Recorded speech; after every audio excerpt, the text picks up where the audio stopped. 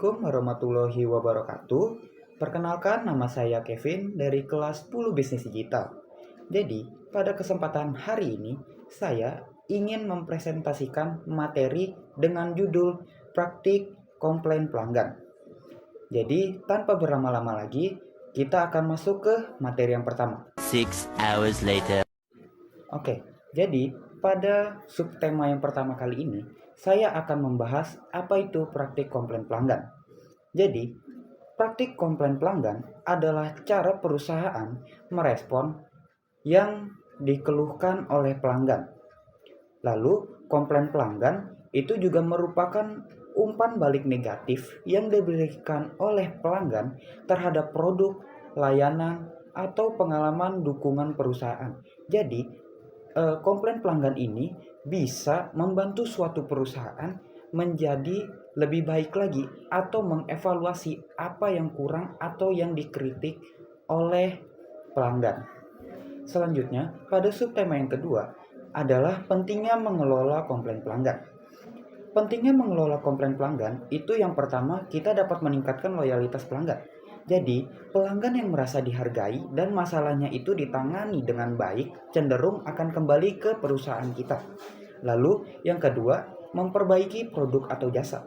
Komplain itu merupakan kesempatan kita untuk mengidentifikasi kekurangan kita dan meningkatkan kualitas produk atau jasa kita.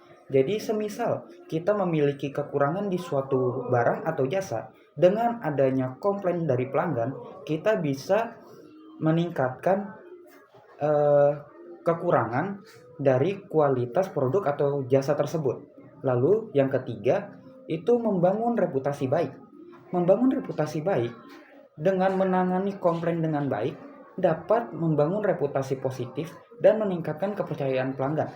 Jadi dengan adanya kepercayaan pelanggan, pelanggan tersebut akan terus berbelanja atau menggunakan jasa dari perusahaan kita. Selanjutnya, kita akan memahami penyebab komplain dari pelanggan. Yang pertama, itu bisa dari produk atau jasa kita. Kualitas produk atau jasa yang buruk atau kerusakan atau tidak sesuai dengan harapan pelanggan. Lalu yang kedua adalah pelayanan, seperti pelayanan yang buruk, kurang responsif, tidak ramah, atau tidak profesional.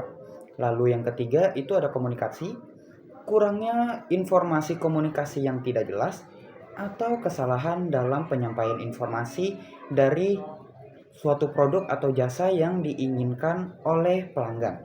Lalu yang terakhir itu ada harga. Harga yang dianggap terlalu mahal atau tidak sesuai dengan kualitas atau tidak transpalatif. Jadi menurut pelanggan tersebut, harga tersebut tidak sesuai dengan kualitas barang yang kita berikan. Selanjutnya, kita akan membahas tahapan dalam menangani komplain pelanggan. Yang pertama, itu kita harus mendengarkan dengan seksama. Kita harus memahami masalah pelanggan dengan baik dan empati. Lalu, yang kedua, kita harus validasi perasaan pelanggan. Kita harus mengakui emosi pelanggan dan tunjukkan bahwa kita itu mengerti emosi yang diberikan oleh pelanggan. Lalu, yang ketiga, kita harus mencari solusi. Kita bisa menawarkan solusi yang adil dan realistis sesuai dengan kebijakan. Lalu, kita bisa tindak lanjuti dengan pastikan masalah terselesaikan dengan pelanggan dan pelanggan itu merasa puas dengan komplain yang diberikan. Selanjutnya, bagaimana sih cara kita menggunakan teknologi untuk memudahkan komplain? Pada masa kini, yang dimana teknologi itu sudah merajalela. Nah, untuk memudahkan komplain, kita juga bisa menggunakan teknologi. Seperti kita menggunakan chatbot. Chatbot itu dapat membantu pelanggan untuk menemukan informasi dan menyelesaikan masalah sederhana secara cepat. Jadi, dengan kita menggunakan chatbot, itu kita bisa menerima komplain secara online dan sederhana. Lalu ada sistem tiket. Jadi kita bisa membuat sistem pelacakan komplain untuk memudahkan proses penanganan dan monitoring.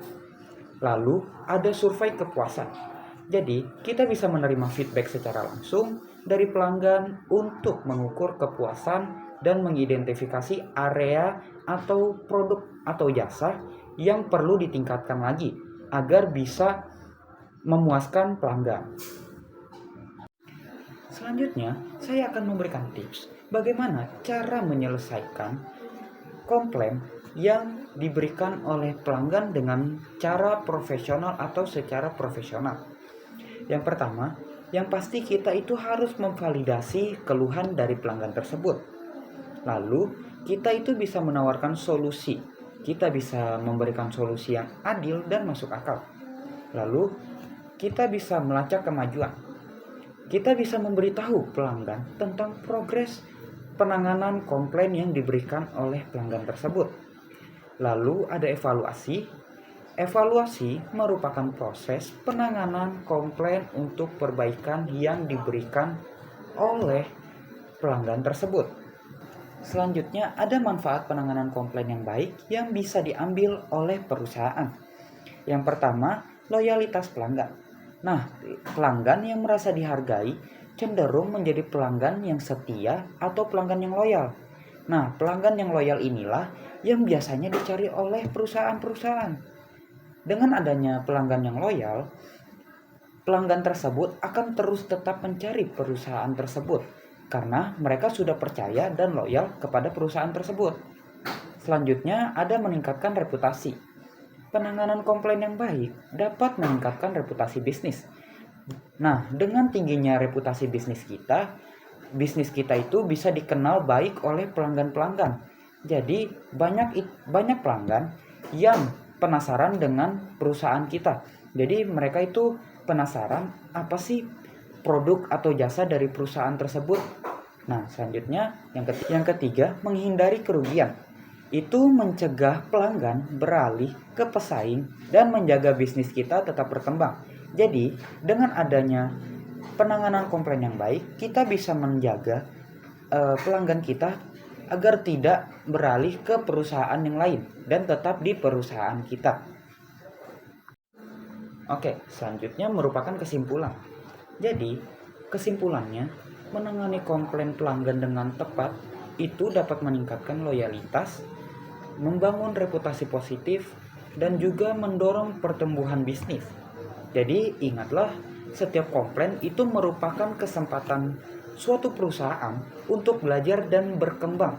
Jadi, komplain itu bukan sesuatu yang buruk, melainkan komplain merupakan suatu kunci yang bisa diberikan dari pelanggan ke suatu perusahaan agar perusahaan tersebut bisa semakin maju dan juga produksi barang atau jasa yang diproduksi dari perusahaan tersebut dapat lebih meningkat dan sesuai dengan keinginan dari pelanggan.